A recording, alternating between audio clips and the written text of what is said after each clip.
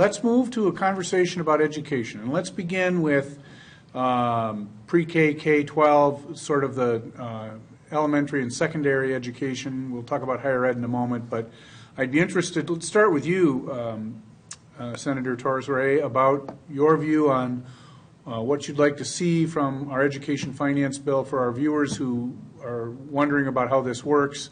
This, of course, is the budget year, and so one of the things that the legislature is going to be doing is dealing with education budgets. And let's start with you. Tell our viewers a little bit about where you see that issue going, what you think should be in there. Well, this is for me an issue that truly can bring bipartisan support. I think that fundamentally Republicans and Democrats care very deeply about education and how we invest in education. We're very proud of our position in the nation as a state that invests in education and always have very good indicators nationwide.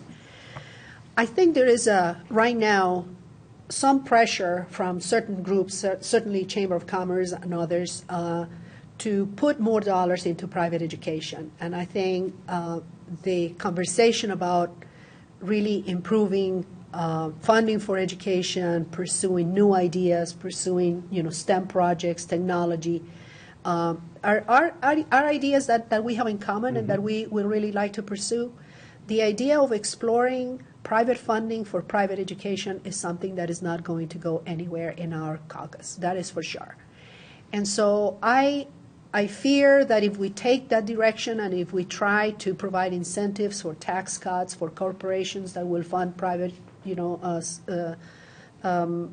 scholarships or vouchers for private education, our caucus is not going to move. So my hope is that the majority caucus will take this opportunity, especially in the Senate. We have 4 years to explore, great ideas. In the paper today, we saw really the growing appetite in the Minnesota community for exploring charter schools and how popular they are right now. I think that Minnesota has pioneered some very interesting ideas in terms of exploring new ideas for education. We have that opportunity right now. So that's where I believe we could have some controversy and some differences of opinion between Republicans and Democrats.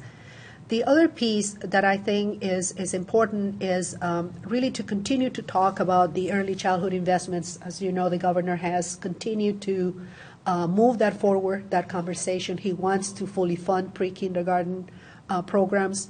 I think there is some room for conversation about exploring new ideas in that, but there are some controversial issues in terms of really directing more and more, private kind of voucher dollars into private education. So that's, to me, the most contentious piece that is moving forward right now. Senator Goggin, K-12 or pre-K to 12 education, what's your view on that and where it might likely be going? Well, I'm a project manager and an engineer, so I like to get all the ideas out on the table, all the options out there, explore all of them. I like to keep those open. I don't like to just get tunneled into one area until we actually find out what's going to be the right solution. And I have a feeling that this is going to end up being a mix of a little bit of private, a little bit of charter, and the public schools. And believe me, the public schools in Red Wing, for me and my boys, phenomenal teachers and that and staff. They're incredible.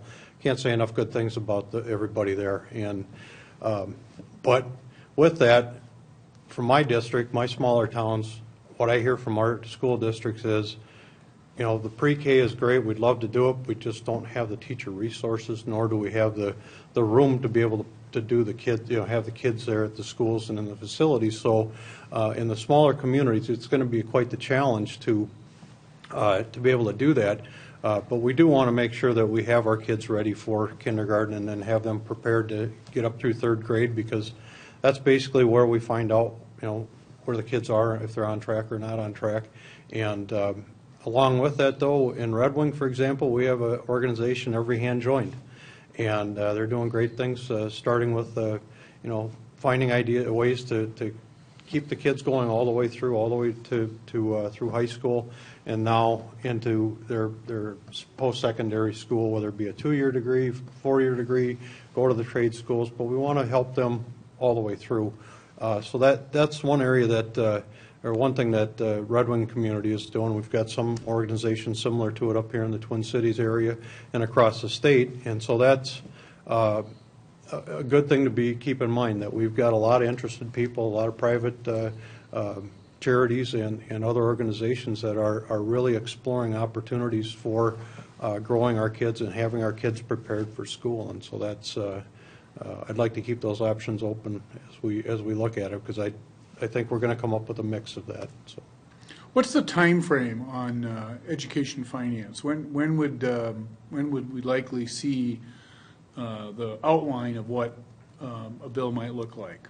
well, we've got our deadlines of March 10th, March 17th, and March 31st. So we'll be working all of our bills through there. So I would have to say we'd have something pretty well by the end of the month. So. All right, very good. Anything else on that topic?